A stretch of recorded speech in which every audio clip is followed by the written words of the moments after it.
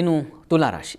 ತುಲಾರಾಶಿಯವರಿಗೆ ಗುರುಬಲ ಅಂತಕ್ಕಂಥದ್ದು, ತುಲಾರಾಶಿಯವರಿಗೆ ಗುರುವಿನ ಪರಿವರ್ತನೆ ಗುರುಬಲವನ್ನು ತಂದು ಕೊಡುತ್ತೆ.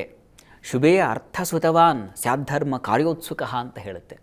ಅರ್ಥಸುತವಾನ್, ಹಣಕಾಸಿಗೆ ಅನುಕೂಲಗಳು ಉಂಟಾಗ್ತಕ್ಕಂಥದ್ದು, ಮಕ್ಕಳು ಸಂತಾನದ ಅಪೇಕ್ಷೆ ಆಸೂಚನೆ ಏನಾದರೂ ಇದ್ದರೆ ಅಂಥದ್ದು ಒಂದು ಫಲ ಸಿಗ್ತಕ್ಕಂಥ ಸಾಧ್ಯತೆಯನ್ನು ಸೂಚಿಸ್ತಾ ಇದೆ.